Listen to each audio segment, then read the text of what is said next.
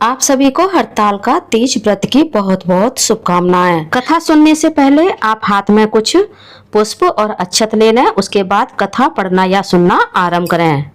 कथा इस प्रकार से है। श्री परम पावन भूमि कैलाश पर्वत पर विशाल वट वृक्ष के नीचे भगवान शिव पार्वती सभी गणों सहित बाघंबर पर विराजमान थे। भगवान वीरभद्र, भृंगी, शृंगी, नंदी आदि अपने अपने पैरों पर सदा शिव के दरबार की शोभा बढ़ा रहे थे। गंधर्वगण, किन्नर, ऋषि हर भगवान की विविधा अनुष्टुप छंदों में स्तुतिगान स्वर आलापों से पादों में संलग्न थे। उसी सुअवसर पर महारानी पार्वती ने भगवान शिव से दोनों हाथ जोड़कर प्रश्न किया कि हे महेश्वर, मेरे बड़े सौभाग्य हैं जो मैंने आप सरी के अर्धांगी पति को वरण किया। क्या मैं जान सकती हूँ कि मैंने वह कौन सा पुण्य किया?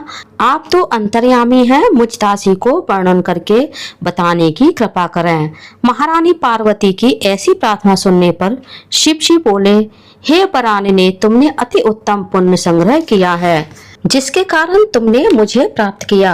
वह अति गुप्त व्रत है, पर तुम मेरी अर्धांगिनी हो, इसलिए मैं यह व्रत की कथा तुमसे कहता हूँ। यह व्रत भाद्रपद मास के शुक्ल पक्ष की तीज को किया जाता है, जो हड़ताल का तीज व्रत के नाम से जानी जाती है। जैसे तारागणों में चंद्रमा, नवग्रहों में सूर्य, वर्णों में ब्राह्मण, देवताओं में गंगा, पुराणों में महाभारत, वेदों में सोम, इंद्रियों में मन, वैसे ही सब व्रतों में हड़ताल का तीज व्रत सबसे श्रेष्ठ माना गया है। जो हड़ताल का तीज व्रत हस्त नक्षत्र युक्त पड़े वह और भी महान पुण्यदायक होता है। ऐसा सुनकर पार्वती ने कहा, हे महेश्वर, मैंने कब और कैसे यह तीज का व्रत किया? मैं ये सब आपके मुख से सुनना चाहती हूँ। इतना सुनकर भगवान शंकर बोले कि हे भाग्यवान उमा, भारतवर्ष के उत्तर में हिमालय श्रेष्ठ पर्वत है, उसके राजा का नाम हिमांचल है। वहाँ तुम भाग्यवती रानी मैना से पैदा हुई थी। तुमने बाल्यकाल से ही मेरी आराधना करना आरंभ कर दिया था। कुछ उम्र बढ़ने पर तुमने हिमालय की दुर्गम गुफाओं में जाकर सहेली सहित मुझे पाने हेतु तप आरंभ किया। तुमने ग्रीष्म ऋतु में बाहर चट्टानों पर आसन जमाकर तप किया, वर्षा ऋतु में बाहर पानी में तप किया, हिम ऋतु में पानी में खड़े होकर मेरे ध्यान में संलग्न रही। इस प्रकार 6 ऋतुओं में तपस्या करने पर भी जब तुम्हें मेरे दर्शन नहीं मिले तो तुमने ऊर्ध्वमुख होकर केवल वायु सेवन किया, फिर वृक्षों के सूखे पत्ते खाकर इस शरीर को छीण किया। ऐसी तपस्या में लीन देखकर महाराज हिमांचल को अति चिंता हुई और तुम्हारे विवाह हेतु वह चिंता करने लगे। इसी शुभ अवसर पर देवऋषि नारद वहां उपस्थित हुए। राजा ने अति हर्ष के साथ नारद जी का स्वागत किया और उपस्थित होने का कारण पूछा। नारद जी ने कहा, राजन, मुझे भगवान विष्णु ने भेजा है। मैं चाहता हूँ कि आपकी सुंदर कन्या के लिए वह योग वर हो, इसलिए वैकुंठ निवासी से साई भगवान ने आपकी कन्या का वरण स्वीकार किया है। क्या आपको स्वीकार है? राजा हिमांचल ने कहा, महाराज, मेरा सौभाग्य है जो मेरी कन्या को विष्णु भगवान ने स्वीकार किया और मैं अवश्य ही उन्हें अपनी कन्या उमा का कन्यादान करूंगा। यह सुनिश्चित हो जाने पर नारद जी ने वैकुंठ पहुंचकर श्री विष्णु भगवान से पार्वती के विवाह का पूर्ण होना सुनाया। इधर महाराज हिमांचल ने वन में पहुंचकर पार्वती जी को भगवान विष्णु के साथ विवाह होने का निश्चय सुनाया। ऐसा सुनते ही पार्वती को महान दुख हुआ। उस दुख से तुम बेहवल होकर अपनी सखी के पास पहुंचकर विलाप करने लगे। तुम्हारा विलाप देखकर सखी ने तुम्हारी इच्छा जानकर कहा, देवी, मैं तुम्हें ऐसी गुफा के अंदर तपस्या करने के लिए ले चलूंगी जहां महाराज हिमांचल तुम्हें ढूंढ भी नहीं सकेंगे। ऐसा कहकर सहेली उमा सहित हिमालय की गहन गुफाओं में तुम विलीन हो गई। तब महाराजा हिमांचल घबराकर पार्वती जी को ढूंढते हुए विलाप करने लगे।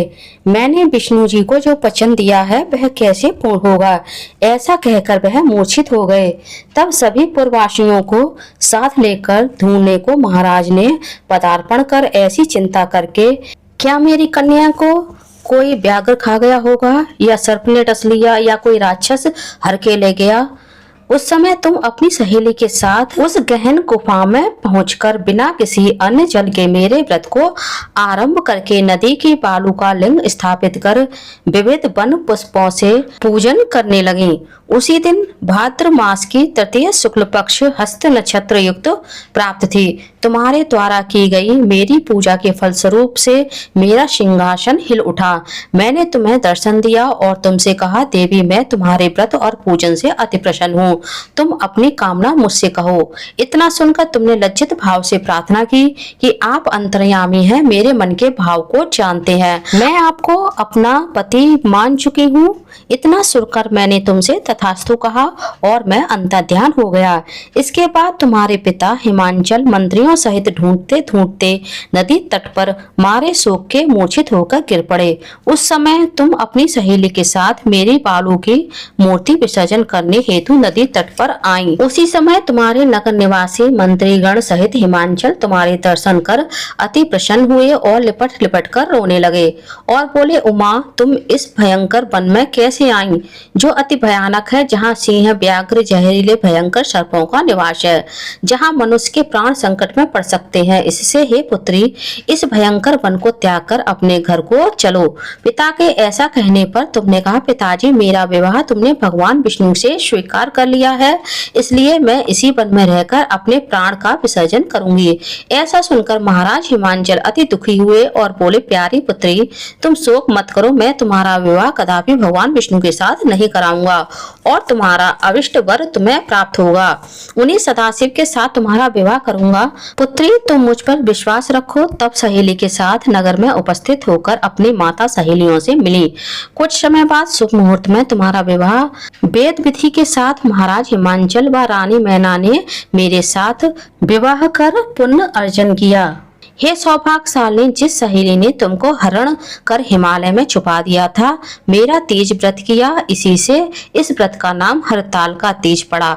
यह व्रत सब व्रतों का महाराजा है। इस पर माता पार्वती ने कहा, प्रभु आपने मेरे मिलने की सुखद कथा सुनाकर आपने मुझे प्रसन्न तो किया, पर इस व्रत के करने का विधान व फल मुझे नहीं सुनाया, इसलिए कृपा करके मुझे इसके करने की विधि व पृथक पृथक फल भी बताइए। इतना सुन के भगवान शिव ने कहा, प्रिय मैं इस व्रतराज का संविधान फल सुना रहा हूँ। यह व्रत सौभाग्यवती नारी व पति चाहने वाली कन्या को करना चाहिए। यह व्रत भाद्रपद के शुक्ल पक्ष की द्वितीया की शाम को आरंभ कर तीज व्रत का पारण करें। यह व्रत निराहार, बिना फल आहार और निर्जल रहकर करना चाहिए।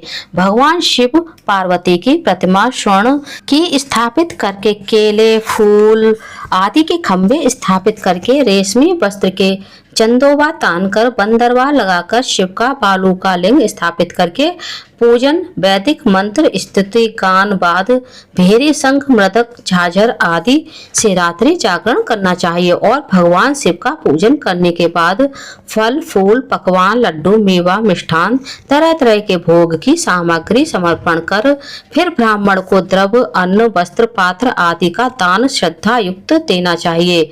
भगवान शिव को प्रति वस्तु को सिद्ध पंचाक्षरी मंत्र से ओम नमः शिवाय कहकर समर्पित करना चाहिए। प्रार्थना करते समय अपनी कामना इच्छा को भगवान के सामने प्रस्तुत करना चाहिए। फिर पार्वती से आगे लिखी प्रार्थना करें।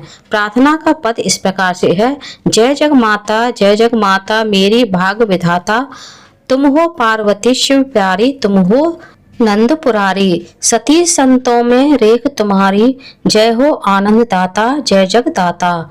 इच्छित वर में तुमसे पावो, भूल चूक हो दुख न उठाओ, भक्ति भाव से तुमको पावे, कर दो पूरन दाता, जय जग माता। प्रार्थना के बाद पुष्पों को दोनों हाथों में लेकर पुष्पांजलि समर्पण करें। फिर चतुर्थी को शिवलिंग को किसी नदी या तालाब में विसर्जन करें। फिर 3 ब्राह्मणों को भोजन करा के दक्षिणा दें। इस प्रकार यह व्रत पूर्ण करने से नारी सौभाग्यवती होती है और धन व पुत्र पौत्रों से सुखी जीवन व्यतीत करती है। कन्याओं को व्रत करने से कुलीन, विद्वान, धनवान वर प्राप्त होने का सौभाग्य प्राप्त होता है।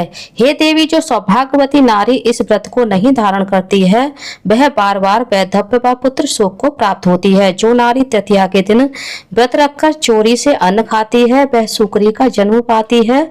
जो फल खाती है, वह बंदरिया की योनि प्राप्त करती है। जो जल पीती है, वह जोंक का जन्म लेती है। और जो दूध पीती है वह सर्पनी का जन्म लेती है, जो नारी मांस खाती है वह बाघनी होती है, और जो दही खाती है वह बिल्ली का जन्म पाती है, जो मिठाई खाती है वह चींटी का जन्म धारण करती है, जो सब चीजें खाती है वह मक्खी का जन्म लेती है, जो उस दिन सोती है वह अजगरनी की योनि प्राप्त करती है। हे उमा, जो इस व्रत को श्रद्धा विधि से धारण करती है वह मुझसा पति प्राप्त करती है, वह दूसरे जन्म में तुम्हारे समान स्वरूपवान होकर के इस संसार में उत्तम उत्तम सुख भोग कर मोक्ष प्राप्त करती है। इस व्रत के करने के बाद नारियां शिव लोकवासी हो जाती हैं। बोलो भगवान शंकर की जय।